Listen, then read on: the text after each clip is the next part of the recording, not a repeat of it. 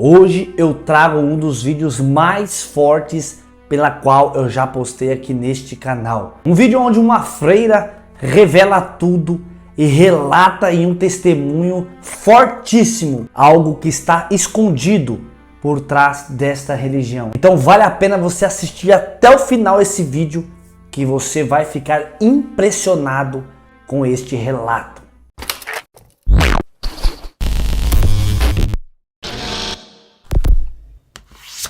Meus queridos irmãos, mais um vídeo para todos vocês. Se você está chegando aqui agora neste canal, eu já te convido, inscreva-se ativando o sininho das notificações e taca o dedo no joinha para esse vídeo. Não esqueça, amados, já deixa o joinha agora para você não esquecer depois. Sem mais delongas, bora ver este testemunho chocante desta freira. E não esqueça de depois deixar o seu comentário, a sua opinião a respeito disso que ela relata e que ela esclarece e que ela fala. Meu nome é Dalva de Oliveira Morgado. Irmã, como foi a sua ida para o convento? Aos 8 anos de idade, eu comecei a estudar numa escola de freira. E ali eu ficava admirada em ver as freiras usarem roupa diferente das outras mulheres. E procurei saber delas por que elas eram diferentes. E ela explicou para mim que ela era a esposa de Jesus, por isto que ela era separada. E a partir daquele momento eu comecei a sonhar. Eu queria também ser esposa de Jesus. E ali eu comecei a insistir com a minha mãe para me levar para o convento. Mas minha mãe não queria deixar porque eu era a primeira filha dela. E ela tinha muito cuidado e dizia que não, porque eu não poderia mais chegar perto dela, iria ter que viajar e ir para longe. Porém, eu insisti muito. E ela me levou para um convento através do arcebispo de Alagoas. Lá no convento, eu comecei a estudar e preparar-me para ser freira. E com 14 anos de idade, eu vesti o hábito de noviça. Até então, eu era uma garota muito feliz. Eu estava estudando e preparando-me com muita ansiedade para ser esposa de Jesus Cristo. Muito bem. Irmã Dalva, e como noviça, a senhora alcançou seu objetivo para ser feliz? Até então eu me julgava uma moça feliz ali.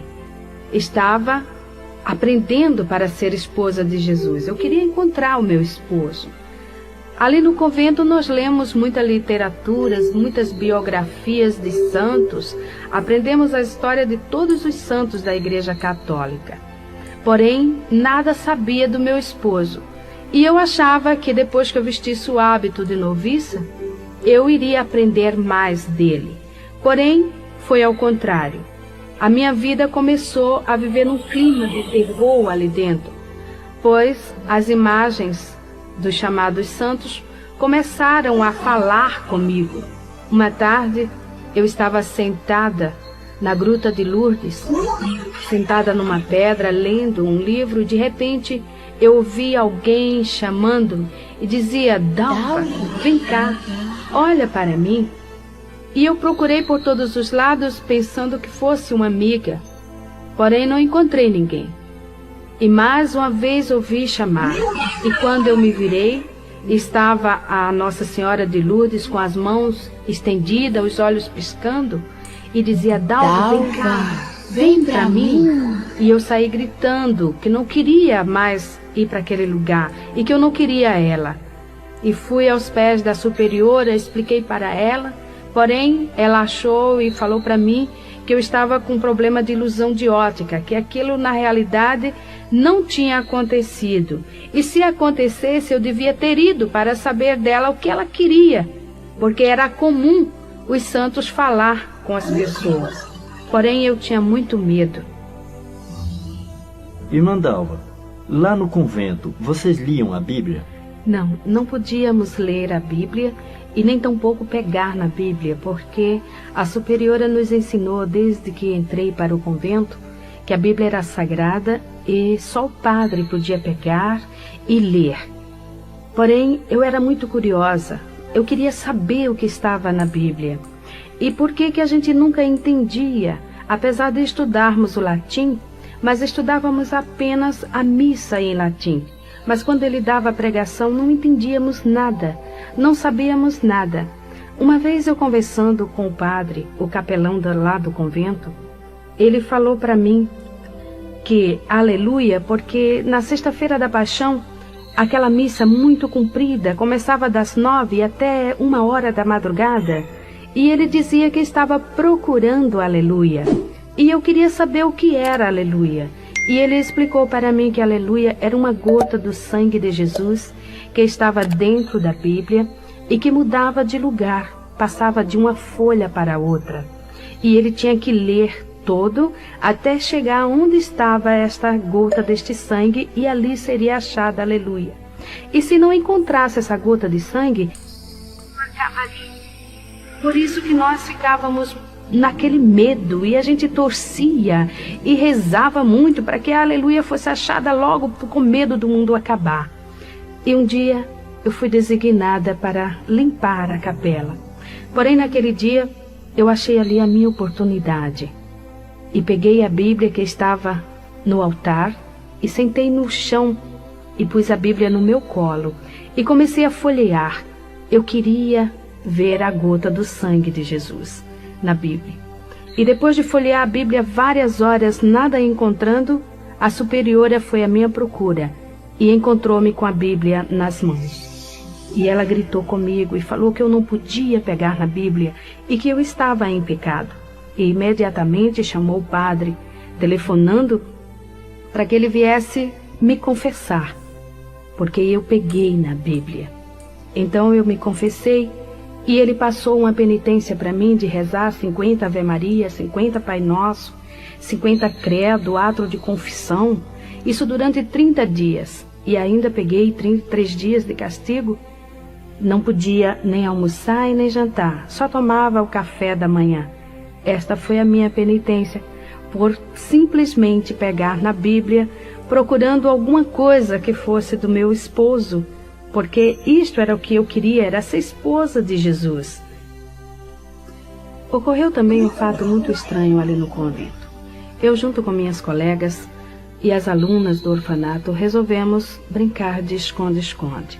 E eu tomei a iniciativa de me esconder embaixo do altar, pois eu sabia que ali ia ser difícil as meninas me encontrarem. Porém, quando eu entrei embaixo do altar, encontrei ali um homem deitado. Ele estava seminu, e então, no seu corpo havia muitas marcas de batom e sujo. E eu fiquei com medo, e ele abriu os braços e tentou me segurar. Aquele homem não era outro, mas o que chamam de muito conhecido como Senhor Morto. É o Senhor que fica na Igreja Católica na Sexta-feira da Paixão para que as pessoas vá beijar. E as marcas de batom ficam no seu corpo e torna-se muito feio. E eu me assustei bastante com aquilo e saí gritando. As freiras me seguraram e aquilo foi tornando cada vez pior. O tempo passou e chegou o dia em que eu iria fazer os votos perpétuos. Então, naquela noite, nós tínhamos que ficar em meditação até as 10 horas da noite no convento, rezando o ofício de Nossa Senhora, meditando do que seria a nossa vida dali para frente. Porém, de repente, eu comecei a ouvir alguém me chamar. E eu comecei a tremer de medo, fiquei arrepiada, eu sentia que o meu cabelo estava em pé. E eu procurei pensando que fosse alguma colega, porém não era. E assim na porta da entrada da capela, bem no alto, tinha uma cruz muito grande. Naquela cruz estava presa um Cristo do tamanho natural de um homem. E quando eu olhei para aquele Cristo, ele que fica sempre com o rosto pendido para um lado, ele estava com a cabeça firme, com a cabeça em pé. Os seus olhos piscavam insistentemente. Suas mãos presas na cruz mexiam os dedos no gesto de chamar. E dizia: Dalva, vem cá, olha para mim, vem cá. E eu comecei a gritar, a dizer que eu não queria ele, que eu não queria ir para ele. E eu gritando desta forma, aquelas pinturas do rosto dele tornou-se real. Aquela marca de sangue no peito dele também começou a jorrar e caía pelo chão. E as freiras que vieram me socorrer passavam por baixo daquela porta e sujavam-se no sangue que escorria pelo chão. E eu saía correndo porque eu dizia: não me toque, as suas mãos estão sujas de sangue. E elas fizeram um cerco, me seguraram e esfregavam meu rosto no chão e dizia: veja que aqui não tem sangue. Porém era real. Eu via aquele sangue. Eu passei uma noite muito apavorada e eu chorava muito. De manhã, a superiora chegou para mim e falou: Dalva, você não pode fazer os votos e você não vai vestir o hábito de freira. Você vai para sua casa, vai passar um ano fora. Se você melhorar, você pode voltar a ter mais uma oportunidade de fazer os votos. Irmã Dalva, e depois que a senhora saiu do convento, o que aconteceu? Foi o seguinte: a superiora aconselhou minha tia levar-me em um psiquiatra, porque segundo ela eu tinha problemas psíquicos. Minha tia me levou a uma psicóloga e a um psiquiatra. Fiz um tratamento de 3 meses. A cabo de 3 meses, a psicóloga chamou a minha tia e falou para ela terminar com o tratamento, pois eu era uma moça normal, não tinha problema nenhum. E não adiantava continuar com esse trabalho.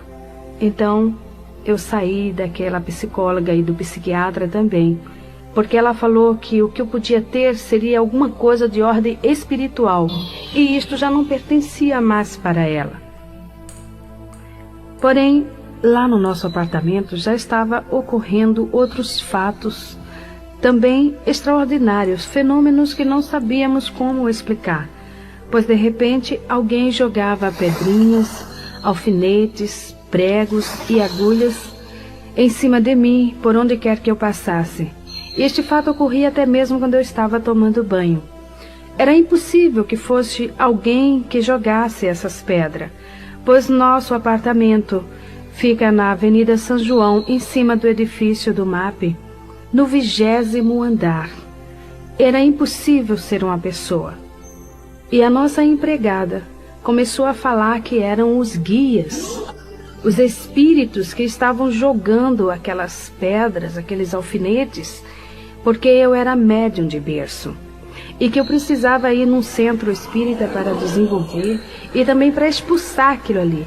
E que se eu não fosse, ela iria pedir as contas, iria sair, não tinha mais condições para ela ficar ali também. E tomamos a decisão que eu iria para o centro espírita mesmo, porque já havia crescido muito. A gente já não podia mais almoçar e nem jantar, pois aqueles fatos ocorriam, jogavam aquelas pedras, aquelas coisas por cima até mesmo dos alimentos. E aquela senhora me levou em um centro espírita de mesa branca de Allan Kardec, na Estrada dos Remédios. Lá, o chefe do centro, que é o que chamam mentor espiritual, ele fez uma série de passes, segundo ele, expulsando e fazendo uma limpeza em mim, tirando aqueles espíritos que estavam fazendo essas coisas lá no apartamento. E ele explicou para nós que esses espíritos eram espíritos de pessoas que haviam falecido, porém não tinham tomado conhecimento de que estavam mortos e achavam-se dono do apartamento. E quem chegasse ali, ele fazia essas coisas para assustar, e quem tinha mediunidade percebia e via. Era o que ocorria comigo. Eu era também deficiente física. Eu tinha osteomielite, ou seja, câncer no meu joelho esquerdo. Minha perna era um pouco mais fina e mais curta que a outra. E quando ele viu isto na minha perna, ele falou que eu era assim porque na reencarnação passada, em uma discussão com uma jovem, eu havia cortado a perna desta jovem. E nesta encarnação, eu teria que pagar o sofrimento que ela passou. E eu custei, mas comecei a acreditar naquele homem, porque realmente o médico já havia falado que ia chegar numa época em que eu iria cortar a minha perna, porque o câncer, o câncer da osteomielite, ele destrói o osso da perna. É uma dor constante, eu fazia várias infiltrações, raspagens e tudo mais, e sempre a doença acelerada. E eu comecei a desenvolver ali no centro espírita. No centro espírita, nós encontramos os que chamam espíritos familiares. Em Jó, capítulo 7, versículo 9, a palavra de Deus nos diz o seguinte: os que descem à sepultura nunca tornará a subir. Então, o diabo, ele fica camuflado, escondendo a verdade para ludibriar as pessoas. Nós encontramos também em Isaías, no capítulo 8, versículo 19, o Senhor Deus nos advertindo também que não se deve consultar os espíritos familiares e os adivinhos que chireiam e murmuram entre os dentes. Assim como Deus coloca um anjo ao redor daqueles que o amam e que o buscam, o diabo também coloca um demônio ao redor das pessoas também que o servem. E quando aquela pessoa vem a falecer, aquele demônio assume a personalidade daquela pessoa, passando-se por ela, e manifesta no centro espírita, e diz para as pessoas que estão ali presentes: eu sou teu pai, eu sou a tua mãe, eu sou teu irmão, o teu vizinho, o teu amigo. As pessoas às vezes querem duvidar, porém ao escutar a voz é a mesma. E também aquele espírito diz: olha, eu gostava de usar uma roupa desta cor, eu usava este terno, ou mesmo este vestido, e eu gostava de comer este tipo de comida, e eu deixei na gaveta um objeto assim, um bilhete escrito no bolso da camisa, está no guarda-roupa assim, e a pessoa vai procurar e lá encontra exatamente como o diabo falou, e passa a acreditar naquele demônio, porque tudo isto não passa de demônios. Orixá, festas, como eles chamam ali, meu coração já havia virado uma pedra. E depois de passar quase 5 anos na Umbanda, chegou um dia em que o chefe do terreiro chegou para mim e falou: Dalva, aqui não dá mais para você ficar, porque aqui ou eu ou você. Você já está sabendo mais do que eu, você já recebe mais entidades do que eu, os trabalhos mais pesados já é você que faz. Então procura algo mais forte. Sai daqui. Irmã Dalva, segundo essa expressão do chefe do terreiro, o que significa essa palavra mais forte, um lugar mais forte? É o seguinte, a Umbanda tem uma grande diferença do Candomblé. Na Umbanda eles julgam-se, os umbandistas julgam-se que eles fazem somente o bem, eles não fazem o mal, eles só procuram ajudar. E não tem essas matanças, não raspa a cabeça, não faz essas coisas. O diabo ali, ele é mais sutil, enganando as pessoas. Com essa história de que os pretos velhos são os negros africanos, os caboclos são os índios que morrem, enganando assim as pessoas. Lembro-me bem quando eu estava na Umbanda uma vez, o preto velho manifestou e falou: quando o meu senhor batia em mim, ele me colocava em cima de uma pedra de gelo, até aquele gelo derreter. Eu estava ali sentado naquela pedra e ficava todo congelado. Hoje eu sei que o diabo estava mentindo, porque naquela época não havia geladeira. O homem ainda não havia inventado geladeira. Como aquele homem podia estar em cima de uma pedra de gelo? Mas, quando estamos ali, somos cegos, não observamos essas coisas. Totalmente cegos. Então, eu fui para o Candomblé. O Candomblé é mais forte do que a Umbanda, porque lá eles têm os chamados segredos de camarinha, os fundamentos, como eles chamam. É uma religião. Agora ela é religião. Ele veio da África para o Brasil e assumiu um poder muito grande aqui no Brasil, onde existem muitos adeptos, inclusive muitas autoridades, muitas pessoas aí de grande cultura, pertencendo ao Candomblé, achando que está fazendo uma grande coisa. A diferença é essa, que o Candomblé ele é mais forte. O diabo ali ele já está mais, assim, vamos dizer, aberto. Ele já se mostra mais com maior poder. Ele mostra a força que ele tem e o domínio que ele assume nas pessoas. Então ali no Candomblé, eu entrei de roncó para fazer cabeça.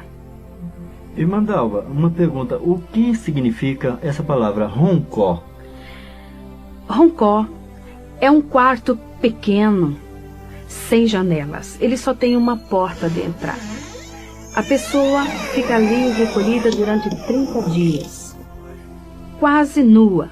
Usa apenas uma saia amarrada no alto dos seios, deitada em uma esteira que eles chamam na linguagem africana de sissa. E ali eles passam 30 dias tomando banho de abor.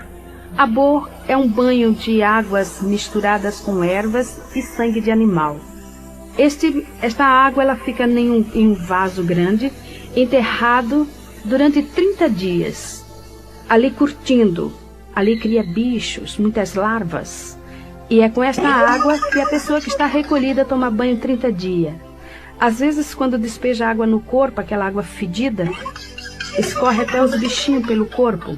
E a pessoa também fica manifestada com um demônio que chama-se Herê. Herê é um espírito de criança, que se passa por criança, manifesta na pessoa. A pessoa fica ali, porque segundo os orixás, a criança tem mais facilidade para aprender. E a pessoa entra de roncó para aprender a dançar, a cantar e a falar o dialeto africano. O candomblé que eu entrei era da nação de Angola, mas ali dentro a gente aprende o jexá, o queto e a Angola. Ali fiquei 30 dias, eles rasparam a minha cabeça totalmente. Fiquei 30 dias manifestada com este demônio. E o que ocorre, às vezes, quando toma aquele banho que os bichinhos ficam andando no corpo, o herê, o demônio que está na pessoa, pega aqueles bichinhos e vai comendo. Com isso, nós vemos que o diabo é sujo. E tudo quanto está ao seu redor, e ele procura também levar a pessoa no mais baixo grau, levando a comer sujeira, a comer larvas.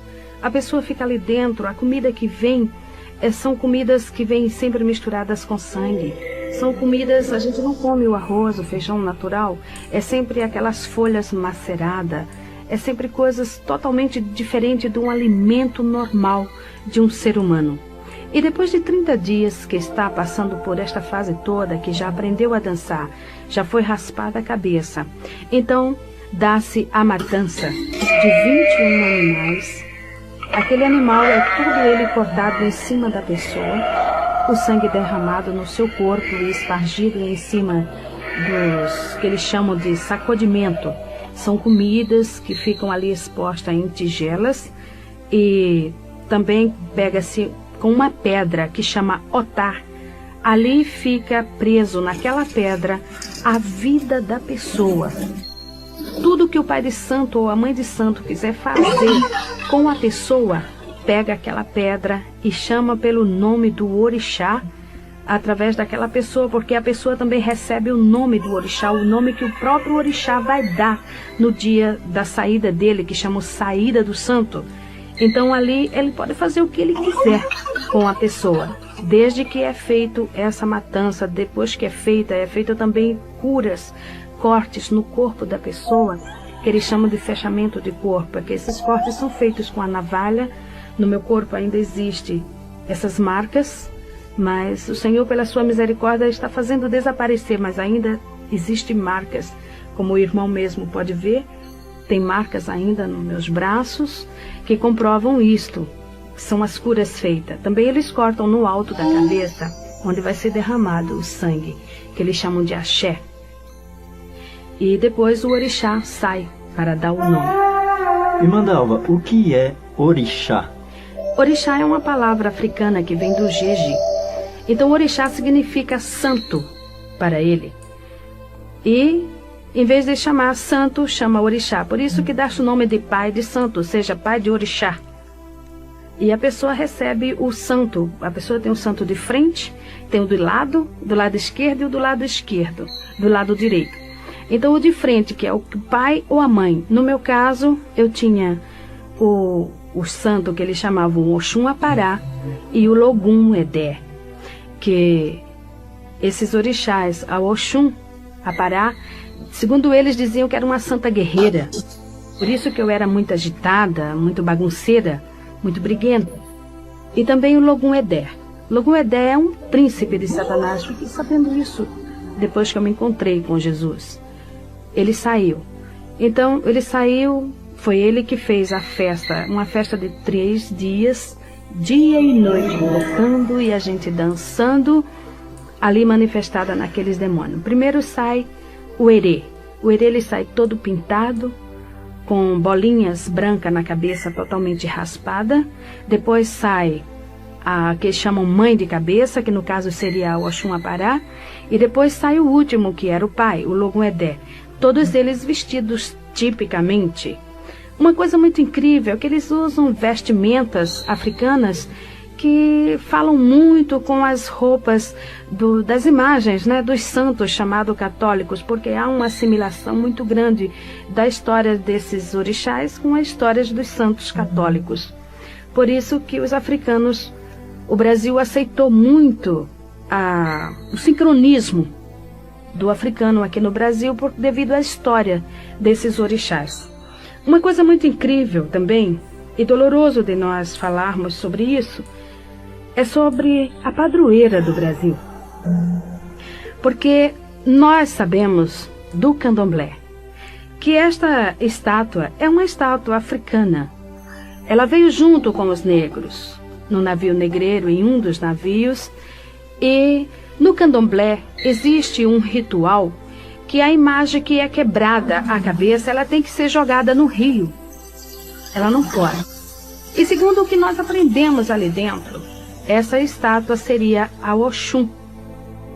É uma jovem escura e usa aquela vestimenta da que chamam Aparecida.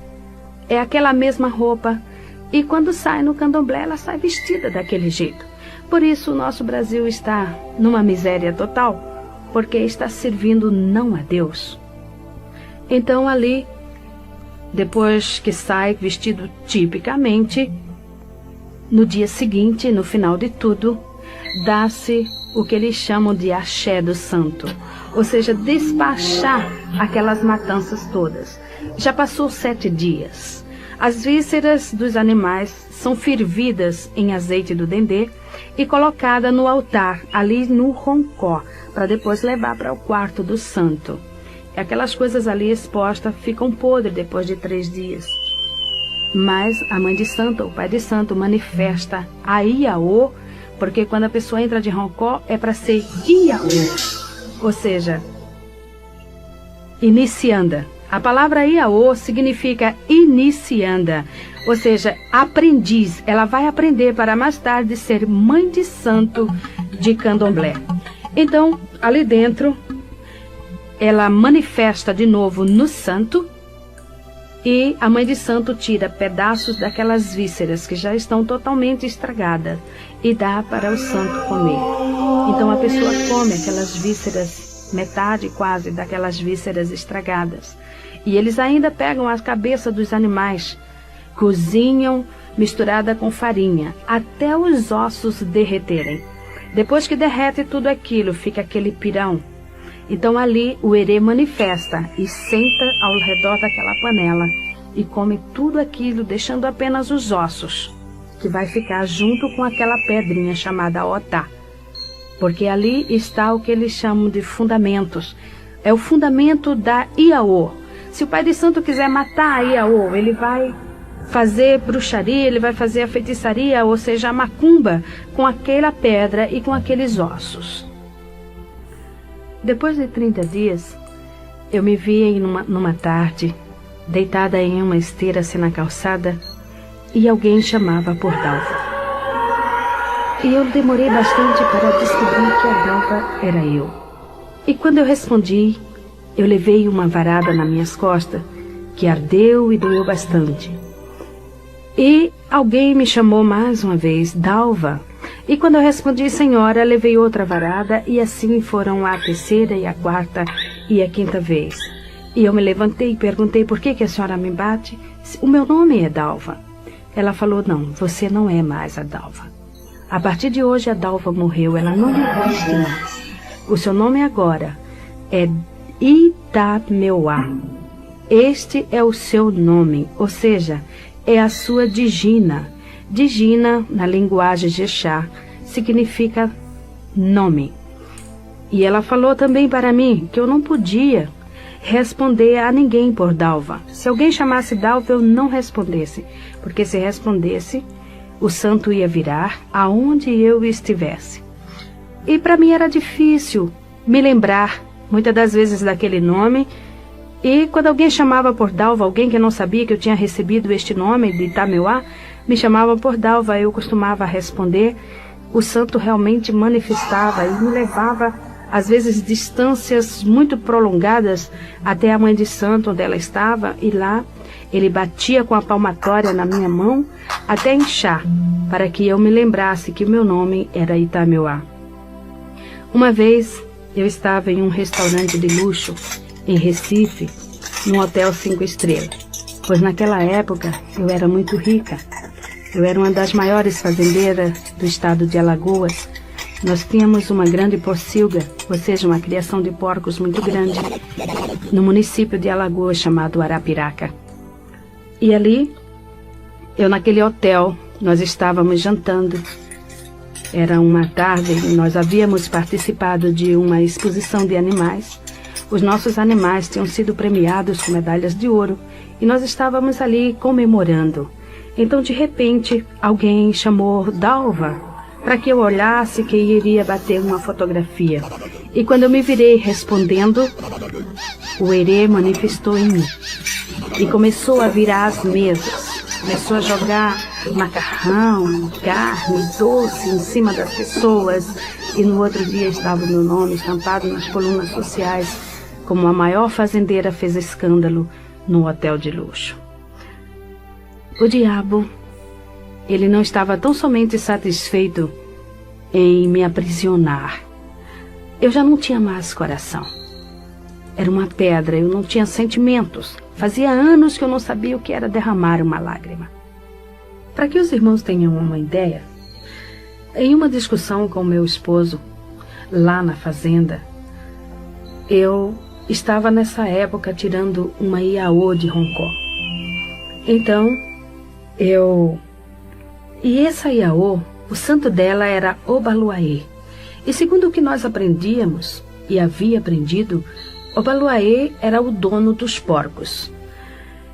E nessa briga que eu tive com meu marido, porque eu tinha separado para mim alguns porcos para matança de animais lá do candomblé e para vender também. Era a minha parte, era a minha cota. Eu não queria que ele pegasse ali. Então, nessa discussão, porque ele havia pego os animais e vendido sem me consultar. E eu falei com bastante ira, eu disse, agora eu estou indo para o candomblé. Eu vou tirar uma Iaô de Obaluaê. E se realmente Obaluaê é o dono dos porcos, eu quero que ele tome conta desses porcos todos, de tudo quanto aqui tenha, e me dê conta. Eu quero que ele preste conta para mim de tudo. Eu falei isso e entrei no carro e fui para o candomblé. Uma semana depois, era de madrugada quando o nosso vigia bateu na minha porta e falou, Dona Dalva, tem 10 animais mortos. E ali era apenas o início. Rapidamente, em 21 dias, morreram todos os animais. Realmente, o diabo havia prestado conta do que eu havia falado. Realmente ele mostrou que ele era o dono dos porcos. Só que eu fiquei na miséria. Tinha uma dívida grande no banco para pagar e não sabia como. E outra pessoa resgatou a fazenda. E tivemos que largar tudo e sair sem nada. O diabo, ele não tem amor a ninguém. Nem mesmo aqueles seus adeptos, nem mesmo aqueles que estão servindo a ele. Pois eu era uma serva de Satanás naquela época. Eu servia mesmo, eu fazia tudo quanto ele queria. Eu só comia o que o diabo determinava. Eu só vestia o que ele determinava. Cada dia da semana eu tinha que vestir uma roupa diferente na cor que ele escolhia. Eu não podia comer determinadas comidas e se eu comesse eu caía de cama doente, eu ficava enferma, ele batia em mim e eu vivia uma vida totalmente oprimida. E durante este tempo eu fiquei 7 anos aprendendo ali com a mãe de santo para ser mãe de santo de candomblé. Depois desses anos, eu fui mais uma vez recolhida de Roncó dessa feita para ser mãe de santo de candomblé, aprender as cantorias do africano, as danças e os segredos de Camarinhas. Irmã Dalva, o que vem a ser segredos de Camarinha? Segredos de Camarinhas são o que eles chamam de fundamentos, ou seja, as palavras, as rezas que eles falam quando estão raspando a cabeça das pessoas, quando eles estão cortando os animais, os pedidos que eles fazem, aprender a jogar búzios, a ler a mão, a ler cartas e outras coisas. Também como fazer feitiços, como fazer bruxarias, cada tipo de bruxaria diferente, as rezas, essas coisas todas. Estes são os segredos de Camarinha. Como mãe de santo, eu abri terreiro em Arapiraca, no estado de Alagoas, foi o primeiro. O segundo foi em São Paulo, no Jardim São Paulo, lá em Guaianazes. O terceiro foi no Rio de Janeiro e outro em Londrina, no Paraná. Como mãe de santo, eu já estava totalmente dominada pelo Satanás.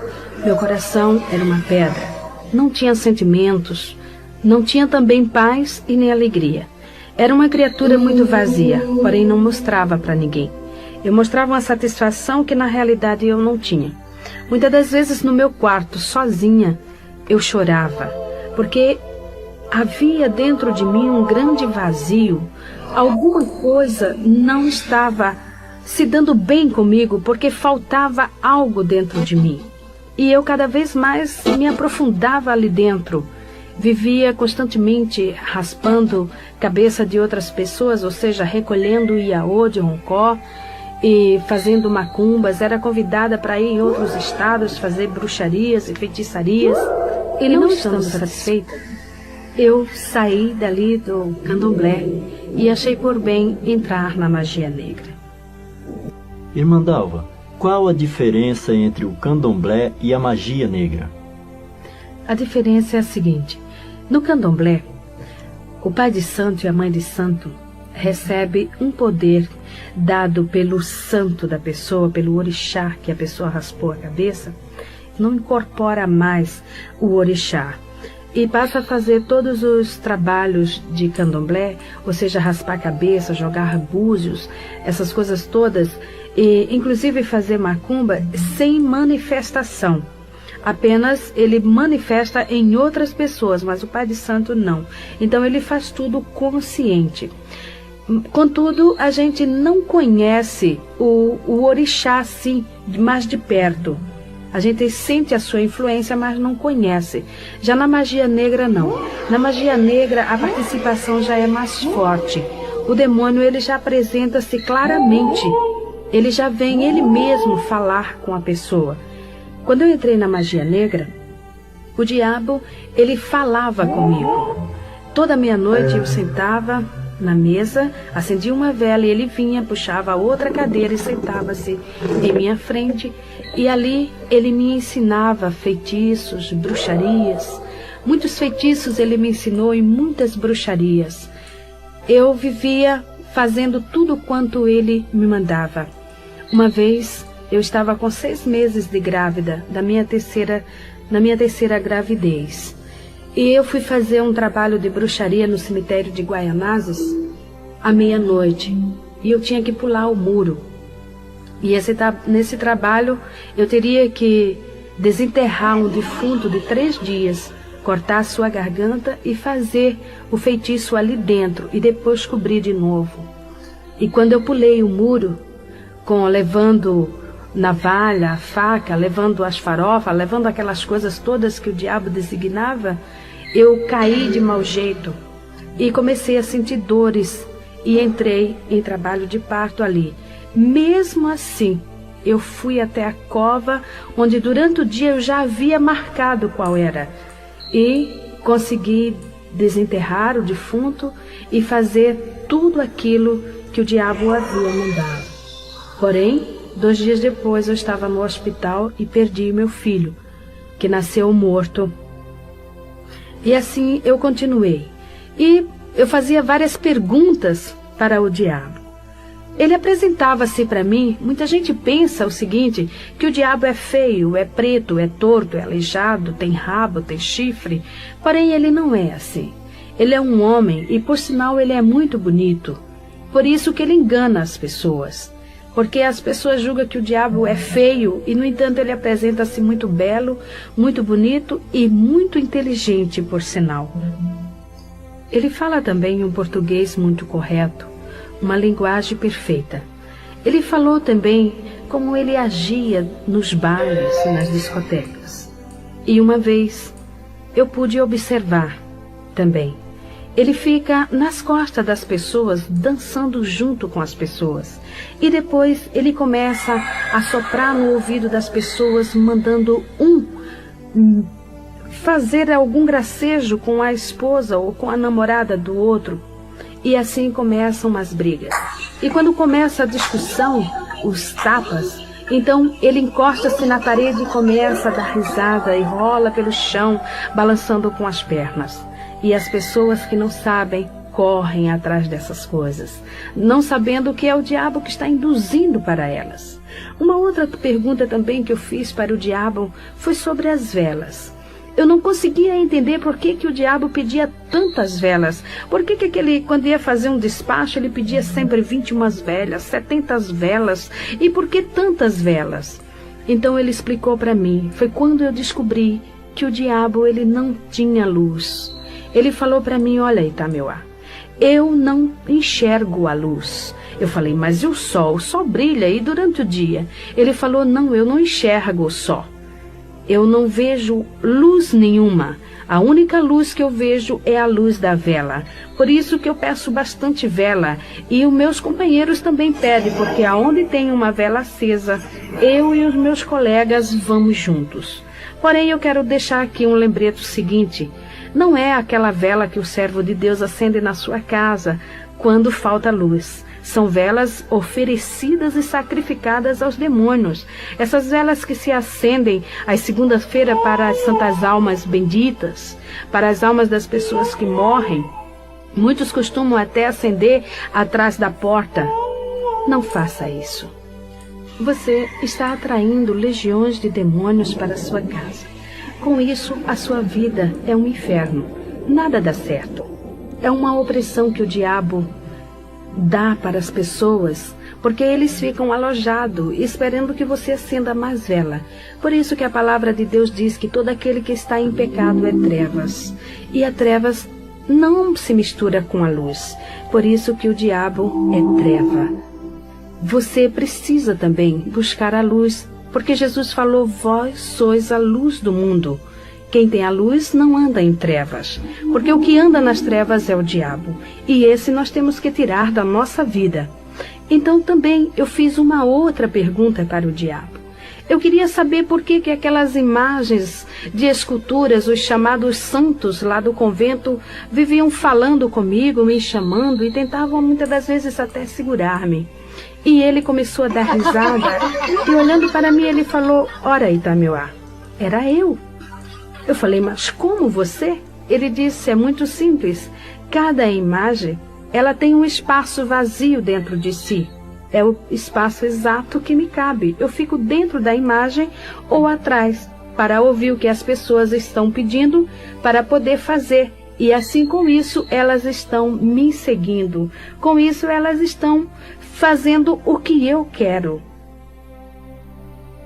Irmã Dalva, e do catolicismo até a magia negra, a senhora conseguiu saciar o anseio da sua alma? Não. A minha vida era uma busca constante. Fui para todos esses lugares, procurando encontrar-me, procurando preencher este anseio da minha alma, porque eu sentia dentro de mim um vazio muito grande. Eu não tinha paz. No dia que eu não tinha com quem brigar, eu brigava comigo mesmo. Muitas das vezes eu entrava no meu quarto tão irada e eu puxava os meus cabelos até sentir que o couro da minha cabeça soltava-se de tanta raiva que eu sentia de mim mesmo. Eu não tinha paz, eu não tinha sossego. Faltava alguma coisa e por isso eu me aprofundava mais e mais e mais ali dentro, porque eu aprendi e sempre falavam para mim que todos os caminhos levavam a Deus. e eu queria saber qual era o caminho que eu estava levando. Mas esse caminho eu não encontrei.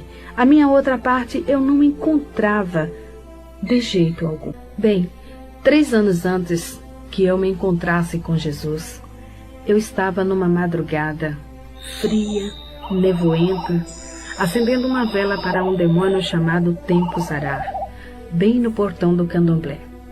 E quando passou um senhor, um homem alto, escuro, e ele foi até a esquina. Quando ele chegou na esquina, ele voltou e parou bem no meu portão. Eu me levantei e antes que eu falasse com ele qualquer palavra, ele estirou a mão para mim. E com o dedo em riste ele falou para mim: a mão de Deus está na tua cabeça.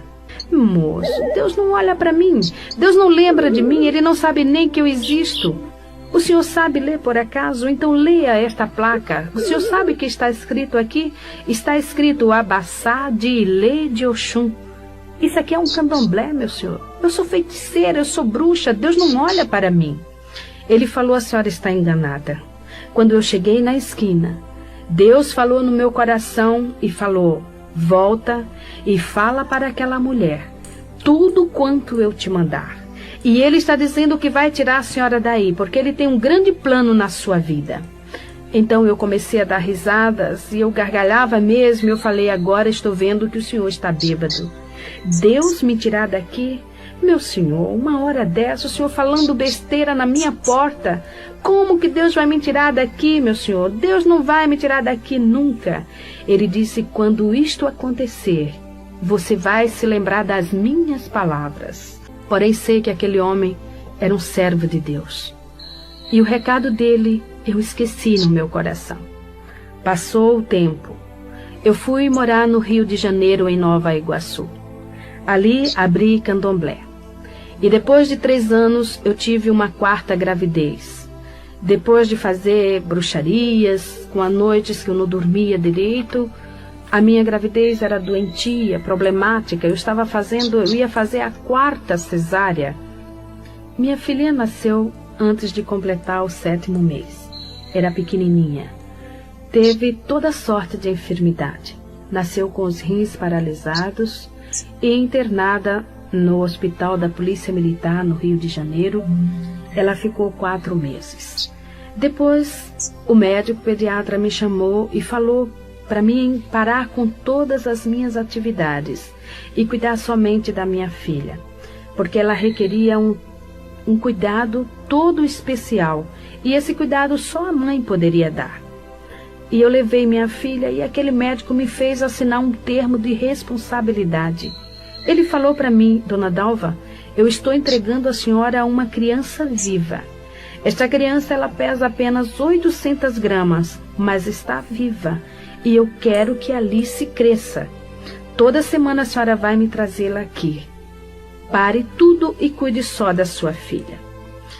Quando cheguei em casa, eu falei: vou fechar o candomblé por 1 ano para cuidar da minha filha. E assim fiz. Fui até Tinguá, no Rio de Janeiro. Era lá que eu tinha o terreiro.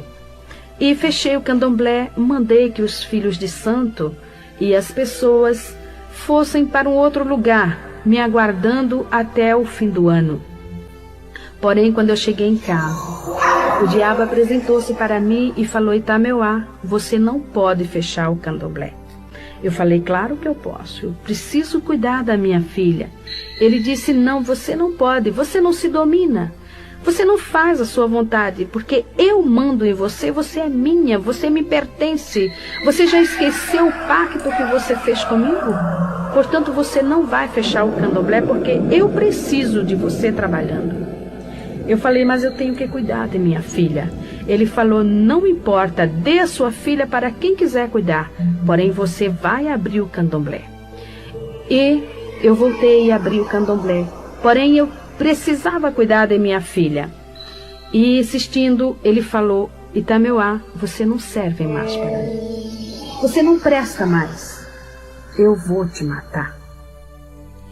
E passou a partir daquele instante a bater em mim de chicote. Ninguém via o chicote. Porém o meu corpo começou a nascer vergalhões, bolhas de fogo, que abria-se, corria aquela água que fedia, e coçava, queimava, ardia. Eu não tinha sossego, eu não podia fazer nada, só me coçando. Fiquei igual uma leprosa. A minha carne fedia, não podia cuidar de minha filha e nem da minha casa. Aí para os cemitérios, para as encruzilhadas fazer bruxarias e feitiçarias, porque eu não podia parar, que o diabo não deixava. Foi aí então que o meu marido, o companheiro que eu tinha naquela época, nós havíamos casado no candomblé, ele lembrou-se que foi criado num lar cristão. Em Provérbios capítulo 22, versículo 6, diz: educa o menino no caminho em que deve andar, porque mesmo quando envelhecer não se desviará dele. Ali estava um homem que foi criado no lar cristão. Aos 15 anos de idade ele ainda estava aprendendo na escola dominical, mas havia desviado-se, enveredando-se por tantos caminhos, até o da bruxaria também. E ele lembrou-se de Jesus e foi reconciliar-se com o Senhor. Ali ele libertou-se também, encontrando-se com Jesus, e juntou-se ao círculo de oração e começou a jejuar e orar junto com as irmãs, para que Deus quebrasse as forças do diabo, para que Deus fechasse o candomblé, para que Deus tirasse todas aquelas pessoas, aqueles chamados filhos de santo, e as pessoas que iam ali para jogar búzios. E a oração do justo pode muito em seus efeitos. Mas ele estava há 15 dias de jejum e oração para que Deus me tirasse das garras de Satanás. Então, de repente, os filhos de santo começaram a discutir. E eles viravam para mim, porque no candomblé, o filho de santo é obrigado a respeitar a mãe de santo, tem que chamar de mãe, e quando vem para dar a bênção para ela, ele beija o chão onde ela pisa. Tamanha é a humilhação que o diabo exige da pessoa. E eles chegavam para mim e diziam: mãezinha, eu não vou ficar mais aqui. E pegava os assentamentos dele, a otá dele, os fundamentos, e iam levando. E de repente eu me vi sozinha ali dentro. E fechei o candomblé e fui para minha casa. E mais uma semana de oração, para que Deus quebrasse as forças do diabo que estava no meu coração, para que eu pudesse ouvir a palavra de Deus. Porém ele não conseguia, porque mal ele começava a ler, eu caía num sono profundo, ou então o demônio manifestava e me deixava inconsciente 3, 4 dias. E assim, neste sofrimento, eu passei 3 meses, sofrendo desta forma. Porém, as orações, Deus começou a operar. O diabo começou a ver-se quebrado. E chegou para mim numa noite e falou: Itameuá, fala para o Ari te dar dinheiro e comprar tudo quanto for necessário e faz uma obrigação. Faz um bori, porque eu resolvi te perdoar. Não, foi um falso perdão. Segundo o diabo, ele chegou para mim e falou, depois que eu fiz a obrigação, ele disse que estava apenas me dando uma nova oportunidade. Só que com muita sutileza ele falou, ele disse: bem, eu preciso levar alguém no seu lugar. A sua filha não tem nada, Alice está muito bem, você que está precisando de um tratamento. Pois eu ainda estava com muitas chagas no meu corpo devido às chicotadas do diabo. Eu estava acomodada, eu aceitava as suas chicotadas, eu não tinha força para lutar com ele, pois eu tinha consciência do que eu havia feito. Eu era uma pessoa realmente dependente do diabo. Porém, matá-la, ele dizia: vou, Itameuá, eu faço o que eu quero. Eu falei: não na minha filha. O Ari, quando saía para o quartel, ele deixava escrito o endereço da igreja em cima da geladeira. E já lia para mim, em Apocalipse, capítulo 22, versículo: fé com Jesus, você vai para o inferno. Foi aí então que ele me contou algo que havia acontecido há muitos anos. Há anos passados, quando eu estava no candomblé.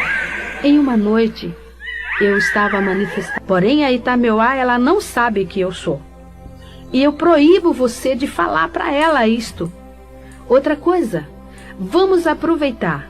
Vamos fazer tudo que vier à nossa cabeça. Vamos fazer bastante coisas no mundo, porque o homem lá de cima já está voltando. E você e ela vai dançar comigo no fogo do inferno. Eu que era uma serva de Deus e eu iria ficar de fora. E foi assim que naquela noite eu estava com a minha filha sentada no tapete, encostada às minhas pernas. Eu estava ouvindo um disco que, por sinal, de macumba. Quando de repente a minha filha deu um grito e caiu de costas. E quando eu olhei para minha filha, ali o Senhor Deus abriu meus olhos. E eu vi aquele demônio que eu achava tão lindo, tão belo, que eu amava, que eu adorava. Ele estava agarrado ao pescoço da minha filha e as unhas dele eram tão grandes, entravam no pescoço da minha filha, como sugando a vidinha dela. Ela apenas estremecia sem poder respirar ou gritar. E eu peguei minha filha no colo e eu falei para ele: agora eu sei que você é diabo. Ele começou a dar risada. Eu falei: só que você não vai matar a minha filha, porque eu vou levá-la para a igreja. Ele disse: se você, eu vou matar você na porta da igreja. Eu falei: a mim você mata, mas a minha filha você não vai matar. E saí correndo, peguei o endereço lá em cima da geladeira, pus a minha filha no colo. Havia em casa minha irmã, uma jovem de 15 anos, paralítica, pois ela não tinha os ossos dos pés. Porque um dia, em São Paulo, eu comprei um carro na sexta-feira. E no domingo, um outro carro veio na contramão, batendo de frente. O meu carro ficou totalmente amassado. E as pernas da minha irmã ficou presa nas ferragens, esmagando os ossos dos seus pés. Eu também quase fiquei paralítica, pois tive que segurar o volante do carro com meu braço direito para que não entrasse no meu tórax. Porém, saí do carro, a minha mãe afundou o crânio, pois bateu fortemente. Minhas filhas não morreram, porque estavam sentadas no banco traseiro e foi jogada para o teto do carro. Então, o nosso carro foi vendido para Ferro Velho. Minha irmã foi para o hospital. Lá foi feita a cirurgia tirando os ossos dos seus pés esmagados. Ficou paralítica. Já havia 3 anos que ela estava. Ela só andava de gatinhas ou de joelhos. Uma jovem que já ia completar 18 anos. Então ali, vendo minha filhinha morrendo, arrastei a minha irmã de joelho pela rua, com a minha filha no colo apenas estremecendo. O diabo manifestou em um rapazinho que morava lá conosco e ajudava nos trabalhos de macumba e começou a me xingar. Saiu pelo meio da rua me xingando de tudo quanto era palavrão, falando horrores e dizendo que assim que eu chegasse na igreja, ele iria me matar. Porém, eu não dava ouvidos. Apenas eu olhava para minha filha, e cada vez que ela estremecia, eu não me atrevia a pronunciar o nome de Jesus. Eu sabia que eu era indigna de pronunciar o nome de Jesus, mas eu olhava para ela e eu dizia: Jesus dos crentes, não deixa minha filha morrer. E desta forma cheguei na igreja. Entrei correndo com a minha filha no colo, minha irmã arrastando-se de joelho, e joguei minha filha no colo do pastor e falei: ore por ela, salve minha filha, porque o diabo está matando. Se o Senhor tem poder, faça alguma coisa, cure a minha filha. Ele disse: eu não curo, porém Jesus Cristo cura. E orou na minha filha. E imediatamente eu vi quando aquele demônio soltou a minha filha. E ela começou a rir e veio para o meu colo dando risada. Naquela hora, o Espírito Santo começou a tocar no meu coração. Quando eu leio na palavra de Deus, o Senhor Deus falando para o seu povo. Tirarei de vós o coração de pedra e darei um coração de carne. Eu me alegro e me regozijo e digo: Senhor, tu fizeste esta cirurgia em mim, porque o meu coração era pedra. Eu não tinha sentimentos, eu não tinha amor, eu não tinha nada dentro de mim. Faziam uns 10 anos, mais ou menos, que eu não sabia o que era derramar uma lágrima sequer. E ali naquele instante, estava eu chorando, e meus olhos saíam lágrimas copiosamente, porém eu, envergonhada, olhava para os irmãos de um lado para o outro e eu dizia: por que eu estou chorando? Eu não quero chorar. Mas quanto mais eu assim falava, mais eu chorava. E naquela hora também o pastor virou-se para minha irmã e falou: jovem, fica em pé, eu vou orar por você, porque você precisa de Jesus. Então a minha irmã estirou os pés e mostrou para o pastor e falou: eu não fico em pé, porque os meus pés não têm ossos. E ele, olhando para aqueles pés atrofiados, falou para ela: Jesus pode te dar ossos novos. Você crê nisso? Você quer Jesus na sua vida? Ela falou: eu quero. E ele orou sobre os pés da minha irmã e ela imediatamente ficou de pé. Começou a correr, a andar ali na igreja. Eu comecei a soluçar. Eu olhava para minha perna com câncer. A minha perna continuava com a mesma enfermidade. Aqueles guias haviam me prometido curar e nunca me curaram. E ali estava, num piscar de olhos, a minha irmã andando, correndo, com os pés novinhos, e a minha perna afinando e diminuindo de tamanho. Foi quando o pastor virou para mim e falou: senhora, eu vou orar agora por você. Eu olhei para ele e falei: não toque em mim, porque o diabo falou que ia me matar, que se eu morrer o senhor vai para a cadeia. Ele falou: mas Jesus te ama. Eu falei: moço, Deus não olha para mim. Eu sou feiticeira. Eu tenho candomblé, eu sou da magia negra, eu já fiz pacto com o diabo, eu conheço o diabo face a face. O senhor acha que Jesus olha para mim? Ele falou: irmã, Jesus falou: vinde a mim todos os que estáis cansados e oprimidos, e eu vos aliviarei. Tomai sobre vós o meu jugo e aprendei de mim, que sou manso e humilde de coração, e encontrareis descanso para vossas almas. E a senhora está precisando disso. O diabo está lhe oprimindo. Jesus ama a senhora. Ele te perdoa. Quando ele falou perdoa, eu falei: o senhor acha mesmo que Jesus vai me perdoar? Ele falou: Jesus vai te perdoar, porque ele morreu na cruz do Calvário por você. Ele derramou o seu sangue para lhe redimir. Ele liberta você de todos estes demônios. Basta que você entregue a sua vida para ele. Você quer Jesus? Eu não podia falar. As lágrimas eram demais, eu soluçava.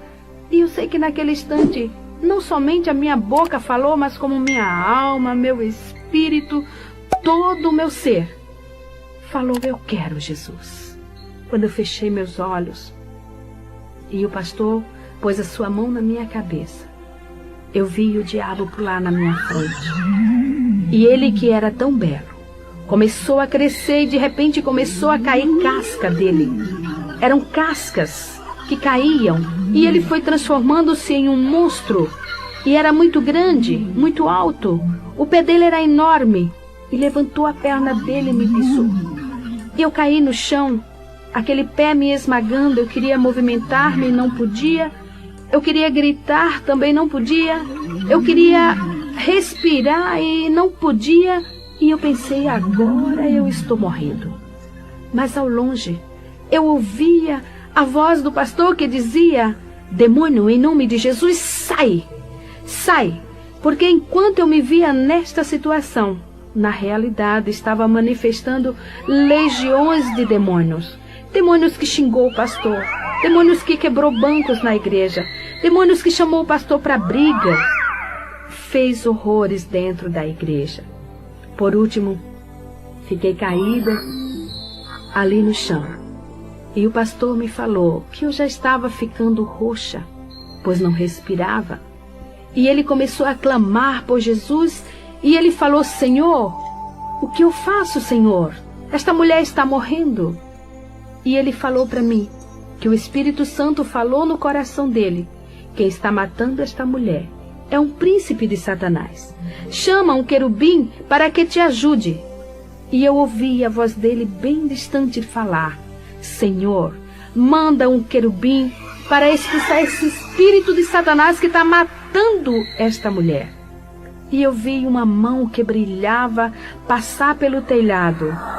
Era uma mão muito bonita. Pegou na perna daquele monstro e saiu levando. Uma simples mão, levando um monstro tão grande. E eu sei que era a mão do meu Jesus, porque naquela mão havia uma cicatriz. E era a cicatriz do prego que furou a mão de Jesus. Aquela mão, eu sei e tenho certeza que era a mesma mão que aquele servo de Deus, 3 anos antes, tinha visto sobre a minha cabeça. Realmente ali estava cumprindo-se a profecia que o Senhor havia falado na boca daquele servo.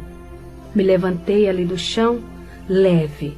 Eu não sentia o chão nos meus pés. Sentei no banco e comecei a lembrar de tudo. De tudo quanto eu havia praticado e feito, e como Jesus era bom. Eu estava leve, aquele fardo havia tirado, realmente o Senhor havia levado meu fardo. Eu não tinha mais raiva dentro de mim, não tinha mais ira. Realmente eu estava transformada, realmente eu estava ali nascendo uma nova criatura. Irmã Dalva, agora com Jesus eu creio que a senhora conseguiu satisfazer o anseio da sua alma, não é verdade? É sim. Agora eu posso afirmar que sou uma mulher realizada. Tudo quanto eu queria para a minha vida, tudo quanto eu desejava ter, hoje eu tenho, porque eu tenho paz. Hoje eu deito no meu travesseiro e durmo o sono dos justos, porque eu sei que Jesus está cuidando de mim. Eu sei que o seu Espírito está dentro do meu ser, porque Jesus falou: vós sois o templo do Espírito Santo. E Ele tem me guiado, Ele tem me ensinado, Ele tem me orientado e tem me separado para esta obra. Então eu sou feliz. Também 3 anos depois, Jesus me curou do câncer na perna. Me deu uma perna nova, minha perna hoje é igual à outra. E esses anos tenho trabalhado para o Senhor. Sou feliz, porque eu já fui uma mulher milionária financeiramente, mas hoje eu sou muito mais espiritualmente. E tudo isso eu devo a Jesus Cristo. Meus irmãos, realmente isso foi forte. Eu mesmo, quando eu vi esse vídeo, eu fiquei impressionado, porque às vezes nós não conhecemos a verdade. E através desses vídeos, destes relatos, destes testemunhos, nós abrimos os nossos olhos referente a algumas coisas que estão escondidas. O que você achou deste testemunho? Deixe a tua opinião agora nos comentários. Em todo tempo nós devemos buscar a salvação da nossa alma, devemos buscar o verdadeiro caminho que nos leva ao céu, pois muitas religiões servem apenas para enganar as pessoas, fazer com que as pessoas acreditem em algo que não é aquilo que está nas Escrituras Sagradas. Devemos abrir os nossos olhos para nós não ser enganados. Deixa a tua opinião nos comentários. Deus abençoe você que assistiu esse vídeo, que reagiu a esse vídeo junto comigo. Inscreva-se aqui no canal. Fique com Deus e até o próximo vídeo, se Deus quiser.